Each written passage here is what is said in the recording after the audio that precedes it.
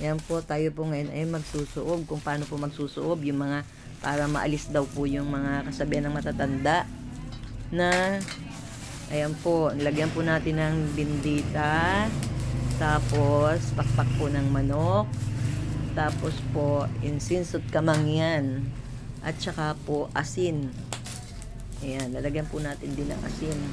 Tandaan po nyo mga kababayan, ang pag suog po, lalagyan po ng asin, bindita, pakpak ng manok, insinsot kamangyan. Ganyan po, ang susuog po tayo ng bahay para maalis daw po yung masasamang espiritu.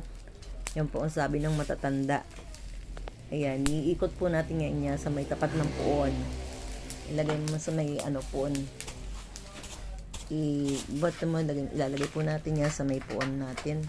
Ganun po, para daw po maalis ang masamang espiritu. Ayan po.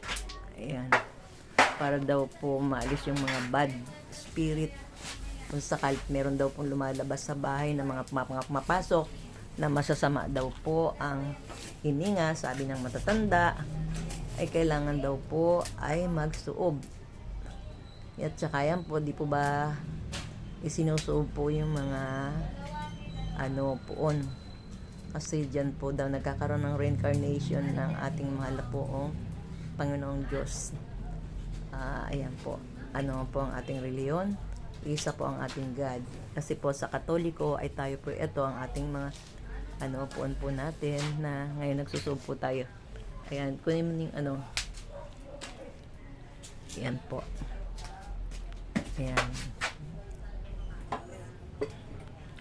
Ilagay mo na dito. Yan, puro usok na po yung ating bahay. Ano po? Ilagay mo yung dito sa baba. Kasi po, yan, kasi po tayo ay, nga po, di ba cut po ang ating tayo po ay, ayan.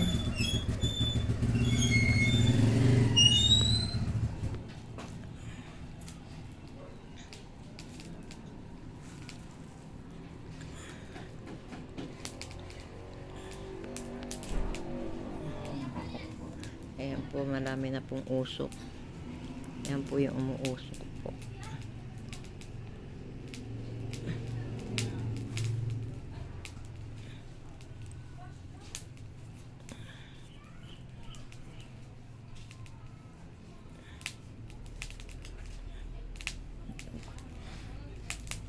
Ayan po, iikot na po natin sa bahay. Sa puon muna bago iikot.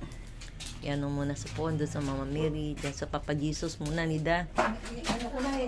Dito sa Papa Jesus sa baba. Mo, tapos sa babang baba. Yan.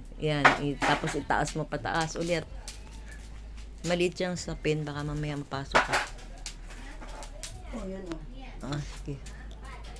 Ayan, ilibot mo na doon sa Ayan po. Ayan po, akit sa second floor. Tapos po yun, marami pong usok ngayon dito sa atin. Para po masobyo ang ating bahay. Ito po yung lugar ng puon natin. Ayan, bababa na po, pupunta sa second floor po yung nagsuob. Ayan po. Ayan, ikot po. Iikot mo. Ayan, ikot dyan sa ilalim. Nida, ikot mo muna sa ilalim. Ayan, ikot mo na. Ayan, sige, ikot mo na doon. Ayan, iikot po. Ayan, iikot na po ngayon yan sa labas.